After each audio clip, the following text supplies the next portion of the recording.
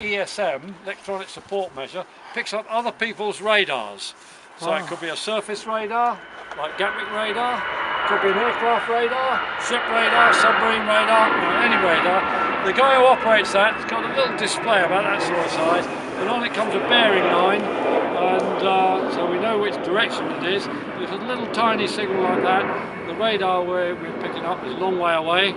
If it's wartime and it's a big signal like that and it's a missile firing radar, you're just about to get shot down. I did 6 years on these, then I went on to the Nimrod, and I was shot down in an exercise by a friendly ship acting as the enemy. See what I mean? Yeah. Yeah. If we put our radar on down here, the ships, the submarines have this.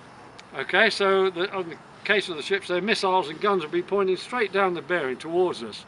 So we tend, if we're going up against naval warships, we tend to use our eyes.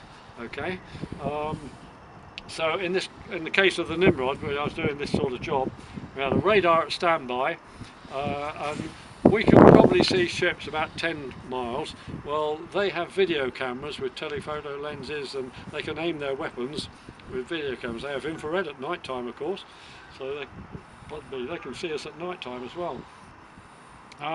So it's really dangerous sort of work, which is why we like chasing submarines who can't shoot back, you know. Yeah. Okay, now pilots do daytime attacks. In the bomb bay, the navigators like me, we look after all the weapons side of things. So in the bomb bay, we've got 12 depth charges. These are all Second World War depth charges.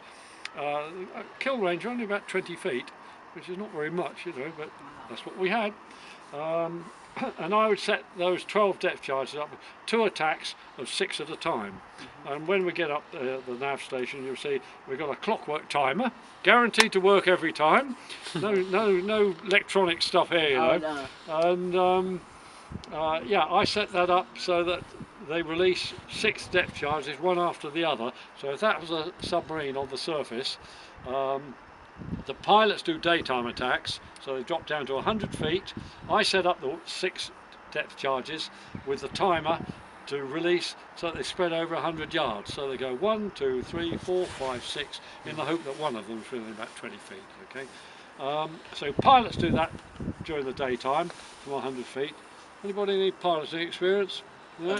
No. Okay, only on Flight Simulator. Oh, okay, well, that's good enough. Well, I get a lot of airline pilots here, you see, and what I'm just about to tell you scares the daylight out of them. So we do, navigators are the bomb aimers for nighttime attacks. So how is it we can see things at night time? Because the pilots can't see anything, it's all dark out there, okay? Well, we've got these 4 6-barreled flare discharges. All right, now, when the bomb aimer calls out flares during a run in towards the target, maybe we've got a radar contact, okay, we're running in towards this thing we think is a submarine.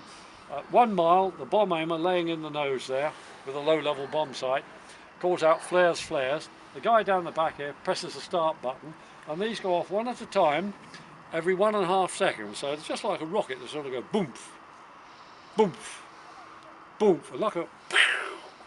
And the bomb aimer laying in the nose, looking through the bomb sight, sees the target. It's very easy to see the target because the flares last about 2 seconds, and we're firing a new one every 1.5 seconds, you see.